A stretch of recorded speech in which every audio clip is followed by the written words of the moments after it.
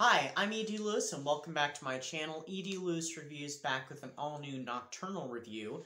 Before we get started, make sure you hit that like and that subscribe button down below, as well as the little bell so you'll get notifications on my latest videos, and please leave a comment. Like I said, back with an all-new nocturnal review. This is for a non-fiction book about fiction. This is what, at least maybe my third nonfiction review? I'm not sure. Well, anyway, let's get into it. It is Paperbacks from Hell, written by Grady Hendrix. It is, it explores 1970s and 1980s horror with some nods and background information stretching back to the 1960s and a little bit of the 30s and 40s, as well as a look ahead of, well, it's still a look back though, but look ahead from the 70s, 80s point of view at the early 90s. And showing us a really crazy point in time for horror, because I did not realize how crazy, and what's a way I can censor it? I mean, we're all adults here, at least I hope so. I'll censor it this way. Kind of effed up fiction that came out in the 1970s and 80s. And then, briefly, kind of what happened to horror in the 1990s. You know, when it kind of fizzled out. I hope that's not a spoiler alert, but it did kind of fizzle out in the 90s, apparently, but it found life elsewhere. So, this book was very informative. It was amusing. I found it very funny at times. Some of Grady Hendrix comments I just thought were great. And it taught me a lot of things, because I really didn't know a lot about 70s and 80s horror books. Of course, I've seen 70s and 80s horror movies and read some books from the 70s and 80s, but this was kind of eye-opening in a way. It was different. It was very easy for me to read because it had kind of this kind of conversational way that it was written, which for me is great when it's nonfiction because it makes it easier for me to absorb it. And of course, it's on a subject matter that I enjoy: horror in general, horror books, and especially vintage horror, which a lot of books I like to read anyway are, you know, vintage horror, which unfortunately in some instances are only available in used copies because they haven't been put out in Kindle or re-released. So, which is kind of a shame because I think they should find new life. Even the more mundane ones or lesser known ones, least popular, you know, some of them are, you know, are actually pretty good. But anyway, yeah, and the book is divided up into these different chapters, of course. It sounds really silly for me to say, but there's a reason for it. Each chapter is themed, is what I'm getting at here. Because we have, like,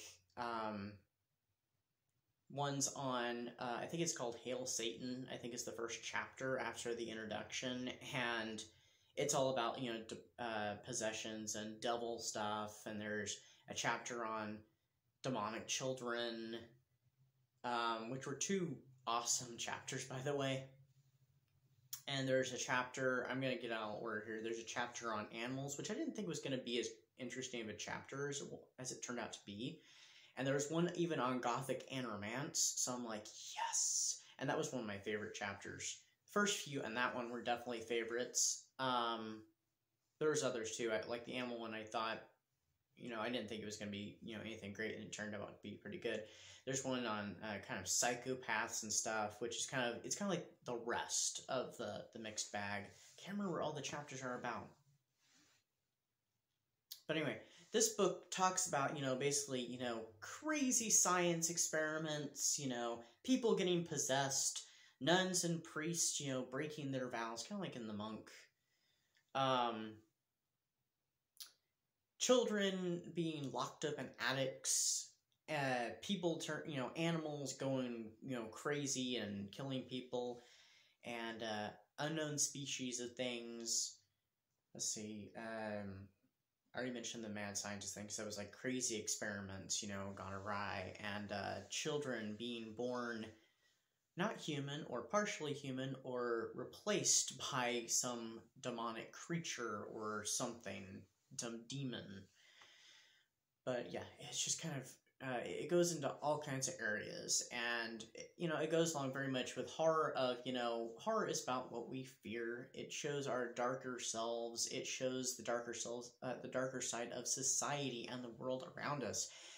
Our fear might be our next door neighbor, or it might be, you know, something even more distant than that. It could be our, that side of our individual selves.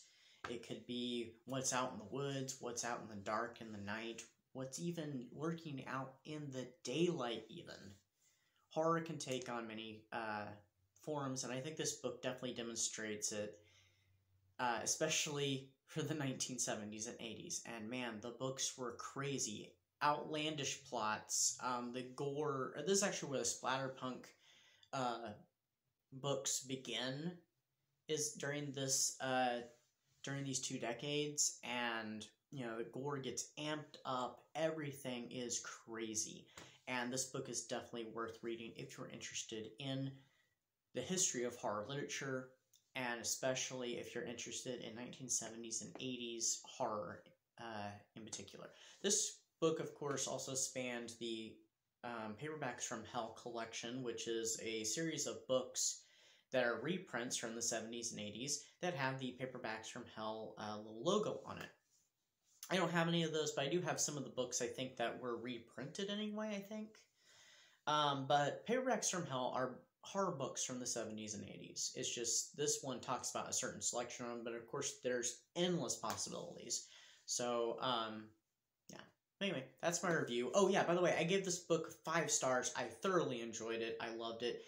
And yeah, that's the end of my review and my discussion. So if you've got questions, comments, you want to continue the conversation, just put comments down below, and I will respond when I can.